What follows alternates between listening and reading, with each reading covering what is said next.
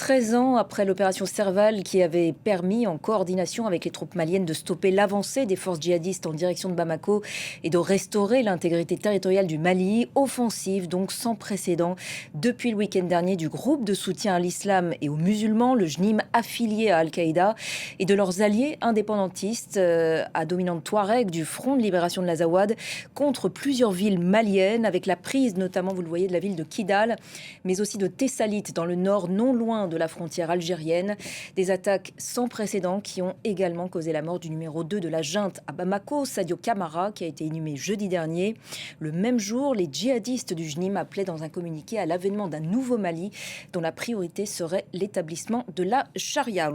On en parle donc ce soir avec notre invité Antoine Glaser. Bonsoir, merci d'être avec nous. Bonsoir. Vous êtes journaliste, écrivain, spécialiste de l'Afrique, auteur entre autres du Piège africain de Macron, du continent à l'Hexagone, donc publié en 2023 et coécrit avec Pascal Hérault. Merci encore d'avoir accepté notre invitation ce soir pour revenir donc sur cette actualité mouvementée, c'est le moins qu'on puisse dire, au Mali. Tout d'abord sur ces attaques, on peut dire qu'elles sont par leur ampleur et puis leur aspect coordonné sans précédent. Absolument. Ce sont non seulement des attaques sans précédent, mais aussi c'est la perte de la capitale du Nord, Kidal, qui légitimait un peu le pouvoir de Bamako, qui avait réussi à reprendre cette grande ville du Nord en novembre 2023. Et c'est vrai que toute la population à Bamako se réjouissait parce qu'ils considéraient toujours que les Français, lorsqu'il y avait l'opération Barkhane en particulier, c'est vrai que les Français avaient empêché à un certain moment donné, au temps du Premier ministre Moussa Mara, qui est d'ailleurs actuellement maintenant en prison malheureusement à Bamako, mais ils avaient empêché les forces armées maliennes de prendre Kidal. Et là, on voit bien que, évidemment, la perte de Kidal, c'est absolument énorme, parce que c'est la tendance un peu séparatiste d'un certain nombre de Touaregs maliens alliés au groupe de soutien à l'islam et aux musulmans.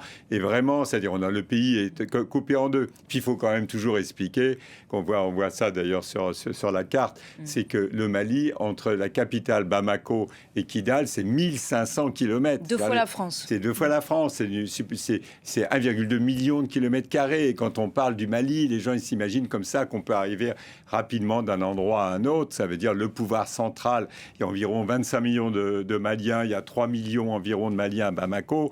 Le pouvoir est autour de Bamako. Mais sur l'ensemble du pays, c'est très compliqué. Et sur la rapidité de cette offensive, comment l'expliquer ? Je veux dire, d'abord, il faut savoir, on parle toujours du JNIM, du groupe de soutien à l'islam et aux musulmans. On dit toujours ce sont les Touaregs, mais les gens qui savent, ils savent que finalement la force de ce chef Iyad Rali, c'est d'avoir fédéré non seulement des Touaregs, mais aussi un certain nombre de Peuls, un monsieur qui s'appelle Amadou Koufa, du Front de libération du Massina au centre du Mali. Il y a aussi des djihadistes Bambara. Et donc, s'il a fédéré comme ça un certain nombre de djihadistes, il faut savoir que l'ensemble du Mali n'est plus les forces, disons, le pouvoir régalien qui sont la justice, tout ce qui est la santé, les écoles. Il ne s'est plus exercer même depuis quasiment des décennies. C'est-à-dire que ce n'est pas simplement récent. Ça veut dire le Mali a été à un moment donné abandonné pendant toute une période et c'est très difficile de retrouver ce qui explique donc dans la le rapidité village. de cette progression. Parallèlement donc à cette offensive tous azimuts et de manière coordonnée, il y a ce blocus routier sur Bamako qui s'exerce actuellement. L'objectif, c'est donc d'asphyxier la capitale et occasionner la chute de la junte. Oui, ça veut dire on avait déjà vu ces dernières semaines, ces derniers mois, comment le JNIM avec un certain nombre de forces avait finalement empêché l'approvisionnement en carburant. À l'époque, c'était purement sur les carburants. Le pouvoir avait été obligé de négocier même avec les djihadistes pour pouvoir assurer l'approvisionnement. Et il faut savoir que les djihadistes, ils ont le temps pour eux. Ça veut dire, pour eux, c'est le temps. Pour eux, c'est le retour un peu. Vous avez j'exagère un peu, mais le 19e siècle, pour eux, c'est l'ensemble du continent africain, en particulier avec les pays voisins. Donc, c'était un islam, alors certains plus ou moins rigoristes ou rigoureux, ça dépend entre l'État islamique et le Al-Qaïda du JNIM. Mais ils ont le temps pour eux, donc ce qu'ils veulent pas, ils n'ont pas la capacité réelle et ils ne veulent pas, à mon avis. Ils ne veulent pas prendre le pouvoir. Je suis quand même un petit blanc des bords de Seine, donc je veux dire, on ne sait pas exactement vraiment leur stratégie, on n'est pas dans leur tête, mais a priori, c'est pas de prendre Bamako, mais c'est de renverser la junte au pouvoir en s'associant à un certain nombre d'opposants. Vous avez un monsieur qui s'appelle Imam Dicko, qui est actuellement réfugié en Algérie, qui a créé une coalition des forces pour la République avec des anciens ministres et d'une partie de la société civile. Donc vous avez des gens qui se préparent politiquement à une relève si la junte tombait.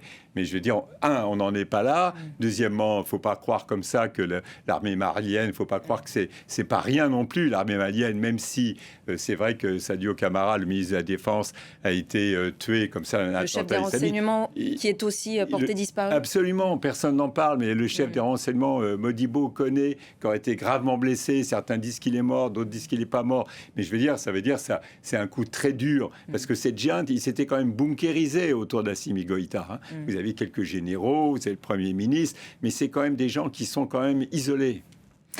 Le communiqué justement du JNIM que j'évoquais il y a quelques instants, diffusé jeudi dernier, justement après l'inhumation de Sadio Camara, parle, je cite, d'établir la charia dans tout le Mali. C'est ça donc l'objectif? Oui, mais un nouveau califat. Actuellement, il y a charia et charia. Donc, moi, je ne suis pas un spécialiste de l'islamisme, mais mes amis, mes confrères maliens, ils craignent beaucoup plus l'État islamique tel qu'ils sont exercés dans les villages que le JNIM, qui est actuellement affilié à Al-Qaïda. Les gens qui suivent le JNIM, ils disent que peut-être que le JNIM ne va pas rester affilié à Al-Qaïda. Ce sont quand même des djihadistes touaregs locaux. Ce sont d'abord des Maliens. Encore une fois, la force du JNIM, c'est d'avoir quand même fédéré un certain nombre de djihadistes entre de différentes ethnies. Alors, la seule chose qu'on peut dire, c'est que dans les villages où les visages qu'ils ont pris, parce que souvent, ils rentrent dans les villages, ils prennent les arsenaux, ils prennent le matériel militaire, ils restent pas dans les villages. Par contre, dans ces villages, c'est vrai que quand vous êtes dans des villages, il y a des problèmes fonciers, par exemple. Et ben vous avez une sorte de ministère islamique de la justice qui gère le foncier. Donc ils imposent de fait déjà leurs lois dans de nombreuses régions. Ils imposent les lois. Alors parfois c'est dur, parfois moins dur. Il y a la zakat, il y a l'impôt aussi. Les gens ils doivent payer. Ils remplacent l'État dans un certain nombre de villages, mais pas dans l'ensemble. Et comment c'est accueilli par les populations? Je veux dire, d'abord, très honnêtement, ils n'ont pas le choix. Ce sont les populations du temps qui n'ont pas le choix.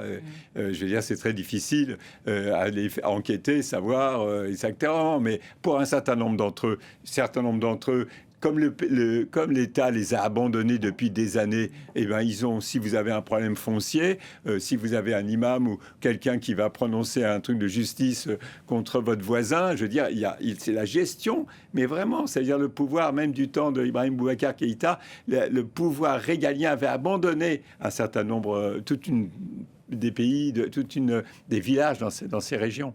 Vous l'avez dit, le JNIM, à la tête du JNIM, il y a Iyad Ag-Ghali. Qui est-il exactement? Alors Iyad Ag-Ghali, en fait, il était dans la légion islamique du colonel Kadhafi. Et quand la France a fait l'erreur de bombarder la Libye et de tuer le colonel Kadhafi, c'est pas moi qui le dis, c'est Barack Obama, même l'ancien président américain, dans ses mémoires, il dit que finalement cette opération en Libye a été une erreur parce qu'on ne voyait pas 10 ans après, etc. Il dit que c'est sa seule erreur une des rares erreurs de sa politique étrangère. Donc, ils sont rentrés, cette légion islamique qui était autour du colonel Kadhafi, ils sont rentrés avec armes et bagages au nord du Mali. Et Yatrali, au départ, c'était un laïc, c'était plutôt, d'après mes confrères africains, un fêtard. Il le croisait même à Bamako dans les boîtes, hein, c'est dire.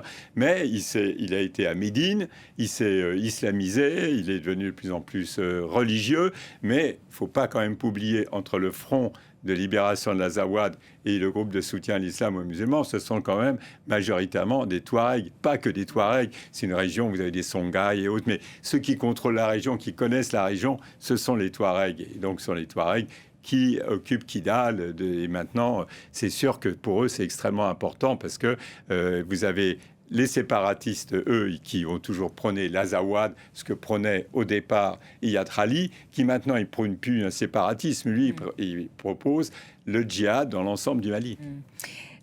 Une perspective qui, on l'imagine, inquiète beaucoup les pays de la région. Quelles conséquences potentielles, justement, sur cette région ?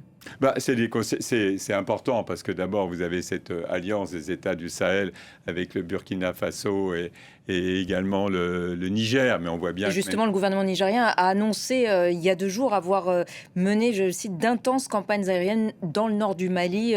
Conjointement avec le Burkina et le Mali. Absolument, parce qu'ils n'ont pas une grande capacité de résistance eux-mêmes. Ce sont quand même des armées assez faibles, pas très intégrées. Il n'y a pas encore une coalition réellement. Là, il y a la communauté des États d'Afrique de l'Ouest, des côtes, qui essaye aussi, depuis des années, ils disent on va faire une armée contre les djihadistes, mais pour l'instant, ça ne s'est pas vraiment fait. Donc, à part la France, on va y revenir sur l'héritage français, mais pas d'autres potentielles interventions non, d'ailleurs, possibles. On a vu d'abord le général président Assimi Goïta, on l'a vu réapparaître avec Igor, le chef russe qui était là.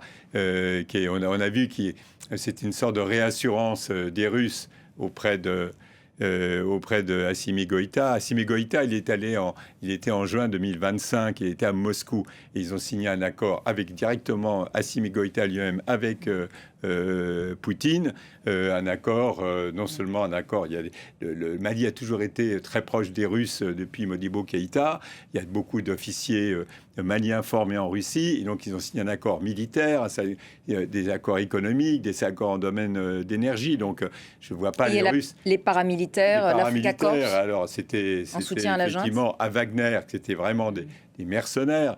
Là, avec Africa Corps, c'est plus des gens liés au GRU. Donc ils sont 2000 à peu près. Ils sont 2000, 2500, mais il faut comprendre qu'ils sont un appui à l'armée malienne. On a vu la carte, c'est pas eux qui vont. Ils refusent en tout cas de se retirer. Ils vont pas se retirer, non. Ils vont protéger bien sûr le pouvoir. Ça serait quand même si honnêtement pour la Russie, le Mali c'est pas vraiment un enjeu extrêmement important. Donc ils vont pas mettre beaucoup plus de force que ce qu'ils ont actuellement. Inquiétude notamment aussi pour l'autre voisin, l'Algérie, qui partage 1300 km de frontière avec le Mali. Alors les Algériens, à un moment donné, ils étaient furieux parce que les Maliens, il y avait un accord d'Alger qui avait été signé en 2015 et les Maliens se sont fâchés avec les Algériens, le grand frère algérien. Et du coup, les Algériens, il suffit de regarder une carte, Kidal, c'est à 150 km de la frontière algérienne. Il n'y a pas un c'est tout. Il n'y a pas un criquet qui stridule dans toute cette région sans que les Algériens soient au courant. Ils sont au courant de tout. Et les Algériens, ils ont été se plaindre à la Russie en disant regardez vos amis maliens. Et c'était en 2025, c'était Bogdanov, c'était le secrétaire général du ministère algérien des Affaires étrangères, s'est rendu à Moscou pour se plaindre de l'attitude des Maliens. Et finalement, les Maliens, ils ont franchi le Rubicon. Ça veut dire à un certain moment donné, contrairement aux Nigériens, dont le général président Tchiani était à Alger il y a un mois, et contrairement aussi au Burkina Faso, qui lui aussi s'est rapproché des Algériens, les Maliens, ils ont rompu vraiment avec les Algériens jusqu'à ne plus reconnaître la République arabe sahraoui qu'ils avaient reconnue dans l'existence en 1980 et en reconnaissant aux Marocains la marocanité du Sahara occidental, ce qui est un casus belli total pour l'Algérie. Pour illustrer un petit peu le fait que le Mali, vous êtes en train de l'évoquer, est en quelque sorte le terrain de jeu de certaines puissances, à la fois régionales et internationales.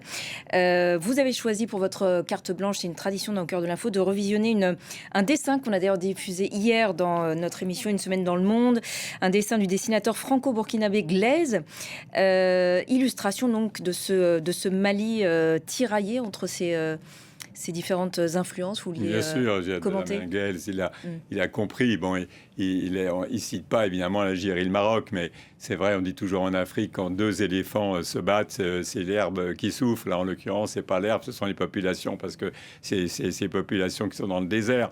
Mais globalement, c'est vrai qu'en arrière, c'est les grandes puissances de la région, c'est l'Algérie et le Maroc. Soit vous êtes avec l'un ou avec l'autre. Il y a que les Russes qui font du phosphate avec les Marocains et qui livrent de l'armement à l'Algérie. Ils font les deux. Les grandes puissances font les deux. Mais évidemment que dans le coin, il faut choisir son camp. Des puissances internationales aussi. On a évoqué la Russie, la Turquie est également. C'est étonné même que les confrères n'en parlent pas. Vous aviez un monsieur qui s'appelle Nick Schager, qui est le chef du bureau des affaires africaines des États-Unis. Il était là, c'était le mois dernier ou le mois, il est arrivé à Bamako. Ils ont décidé de lever les sanctions contre un certain nombre de généraux de la junte. Et ils sont en train de renouer. Et en ce moment, il y a des entreprises américaines qui, à la frontière du côté de Kayes, qui sont en train de regarder les interventions minières. Parce que les Américains, leur problème sont les Chinois en Afrique. C'est ça, c'est les ressources minières les ressources qui minières, intéressent. le Mali, là, ils sont le troisième. Cette année, je crois qu'ils sont troisième producteur d'or du continent, après le Ghana et l'Afrique du Sud, ou le Ghana, Afrique du Sud, Mali. Mais ils ont signé des contrats pour l'or, le lithium, et bien sûr, c'est un grand pays minier. Et donc, c'est ça c'est terrible, parce qu'évidemment, qu'il y a une pauvreté absolue, mais l'Afrique redevient vraiment Far West minier africain. Vous avez le monde entier, maintenant, qui vient, les chefs d'État ont le monde entier dans leur salle d'attente. Une dernière question, évidemment, sur la France, qui a quand même tardé à réagir après tous ces développements. On sent un embarras français. Mais bien sûr, une responsabilité aussi dans tout ce qui est en train de se passer. La France ne peut quand même pas, par rapport au Mali qu'elle connaît, se réjouir de ce qui se passe au niveau de la junte. Mais comme disons, on ne parle pas des Français, là, on parle de la France politique, comme il y a un agent de la DGSE qui est toujours emprisonné et qui est toujours aux mains finalement de la junte, et que la junte refuse de laisser partir, c'est sûr que la France est assez embarrassée. En plus, la France est aussi embarrassée par rapport à l'Algérie et au Maroc. Ils essayent maintenant, la France, la raison d'ailleurs, elle fait profil bas, je veux dire. Encore une fois, quand vous savez qu'il y avait 4000 Français encore au Mali. Il y a 600 à 700 000 Maliens en France. 600 à 700 000 Maliens en France. Et je ne parle pas de la deuxième, troisième génération. Après l'Algérie et le Maroc, à mon avis, les Maliens, c'est la troisième communauté en France. Je veux dire, si vous parlez des copains maliens, ils vous disent, nous, on s'arrête de travailler, la France s'arrête. Et c'est vrai qu'ils sont un peu partout, particulièrement dans les cuisines, les éboueurs et autres. Je veux dire, sur les chantiers, la communauté malienne est extrêmement importante, alors qu'il n'y a plus de relations diplomatiques entre les deux pays. Vous voyez que c'est une situation très complexe, et c'est vrai que les Maliens, ils observent beaucoup aussi l'attitude de la France. C'est pour ça que la France, elle est restée un peu sans trop dire quoi que ce soit. Merci infiniment Antoine Glaser d'avoir répondu à nos questions ce soir dans Au cœur de l'info concernant donc cette situation au Mali. Je rappelle votre livre Le piège africain de Macron du continent à l'Hexagone, publié en 2023. Merci encore d'avoir accepté cette invitation. Cet entretien est à retrouver sur notre site et nos réseaux sociaux. Restez